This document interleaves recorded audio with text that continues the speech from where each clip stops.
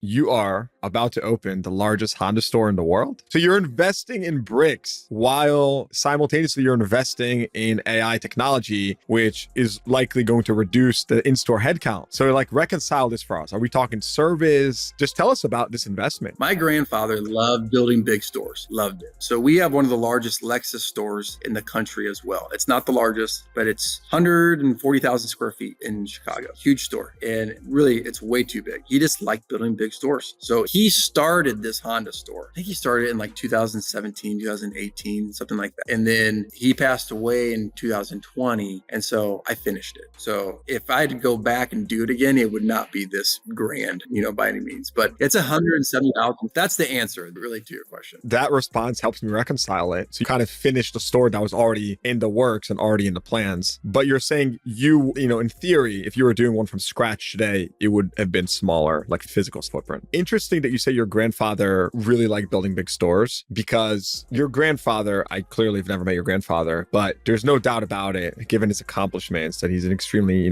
shrewd operator. And I have to imagine that he believed that there was some intangible value to a physically just large store, whether it be, the appearance that you're doing business with something extremely formidable, everlasting, like, the best of the best. I don't know what it is, but I just have to imagine it could have just been like a emotional thing. But I have to imagine there's also some driver behind the scenes where he's like, hey, this is this helps us stand out from the crowd. I don't know what it was, but just a thought. Yeah, no, you're right. I mean, I think he just loved the grandioseness of these stores, and he was never a huge believer in the internet leads and all. I mean, if you had an empty parking space, like that is the kiss of death, and it's like, it's because they're on a test drive. Well, you fill it in. You don't. Or what if the cars aren't straight? What if the cars aren't straight? Did you have that one? One time, my used car manager parked them all at an angle, and he flipped out. He goes, "You don't park cars at angles. Oh my God! You make it look like you're going out of business, because when you park cars at an angle, you actually use more parking spots, more space, and so it makes you look like you're hurt for cash. Straighten them out." I'm just like, okay. Oh my God, this is so good. So so good. Yeah, he was. I care. I do. I mean, our lots need to look good, and the lights need to work, and we need clean facilities. But man, I am all about the virtual lot. The virtual lot is where it all starts. He was all about the brick and mortar, and he built stores that went along with his mindset for sure. I feel like if you walk into a dealership, right? Like if I walk into a dealership today, you can look at 10 things and have a very solid assessment of how that dealership is ran, right? First of all, is the line outside organized, right? Go to the shop, show me the floor. I want to see how clean is the floor of the shop, just how organized. Show me the lot. Are there like weeds? Show me the signage. Are any light bulbs out? How long have they been out for? Has it been out for 2 hours or has it been out for 2 weeks? Show me the bathroom. What does it smell like? Do all the toilets work? Are they clean? Show me the coffee machine. Open to Keurig, right? Is it like dry and crappy inside and moldy? I'm serious. Like these are the details that I believe separate, it trickles throughout everything. And this is the stuff this is how I was raised in the business, right? You focus on the little things and they form into big things. I hope everyone here is like, I got to go check that coffee machine. Whenever I train with my salespeople, I always tell them, you guys need to be cautious that you don't become desensitized to what you do for a living, and that's, you sell assets to people that are $30,000 to $60,000, and you do this every day. And if you're really good at it, you do it 20 to 30 times a month. Do you realize how many times someone buys a car in their lifetime? It's like 7 to 8 times in their lifetime. And you do it, some of you do it 3 times a month. Don't become desensitized to that experience. And I think that's what you're talking, like if someone walks into my store to buy a car, and that's one of their 7 or 8 times in your lifetime that they're going to do it, the coffee machine better be perfect. The bathrooms better not smell bad. There shouldn't be trash everywhere. So on and so forth, right? The lights should all work. There shouldn't be odd smells coming through the dealership. And I don't know. I think everything you said, I am in complete alignment with. And I think it all comes down to people becoming desensitized. We're not selling smartphone cases, in the mall, right? We're selling the second most expensive thing that someone buys in their lifetime. And we need to make sure that we elevate the brick and mortar experience to meet that. And we'll say, having a nice store, it does help. It doesn't need to be huge. huge. But having an imaged store, it does help a lot. I agree with that. I'll give you another one. Are the streamers faded? Not are they ripped, are they faded? Got you. All right. So I love this topic because it's just the fundamentals that you just can't learn in school, or you got to learn it on the street, like doing the work. So that's why I love this stuff. You'll like this story. Let me tell you one story. In early 2000s, I was selling new cars at this Honda store. It was a big store. We were selling 270 new cars a month and like 150 used cars a month. And every Saturday without fail, we ballooned the whole showroom. So the ceilings were only like 11 feet tall. So legitimately 30,000 square foot showroom, we'd probably do 150 balloons. So like you'd look across the showroom and you'd just see the balloons hanging on strings. And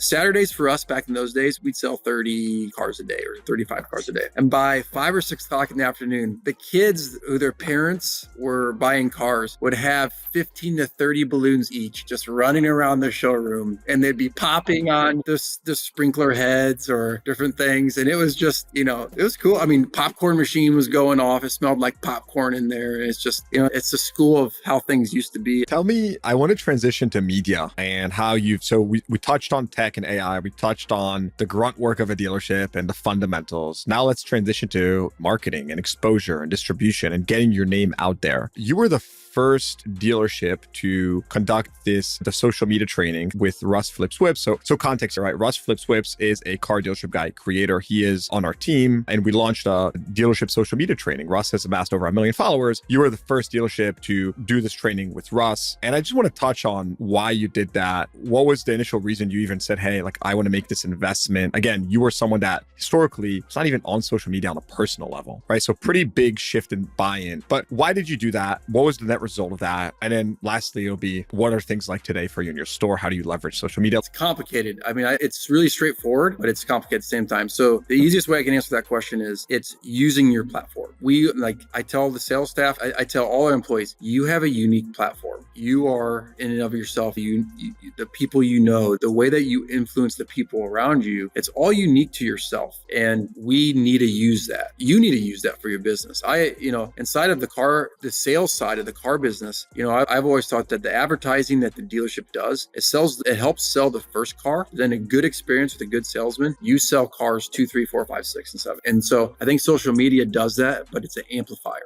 Social media done well, you get so much back from it. And I can't do it for what I'm trying to drive on my social media platform. Potentially is not the same result that a salesperson is trying to drive. And so I can't do it for them. And then, from an advertising standpoint, I can't reach the same people with the same message that someone can do personally, right? Because I think people are like the general public's getting tired or is tired of just mass marketing, in general, and so, it's, hey, you don't have to reinvent the wheel, but you're unique. So do something fun with it. Do you know Honda Pro Jason by chance? I do. Okay. I mean, I don't know him personally, but I know of him. Yeah. So he worked for me. So he sold cars when I ran the Honda store in Schaumburg, he sold cars for me, and he was an okay salesman, really knowledgeable Honda guy. And he started using his platform. He started doing things that he was really good at. He was an okay salesman. He was really good at learning tips and tricks on Hondas and doing these walkarounds, to the point where after he started doing it for 90 days, he goes, Ryan, I don't think I can sell cars anymore. And I was like, dude, don't. Go for it.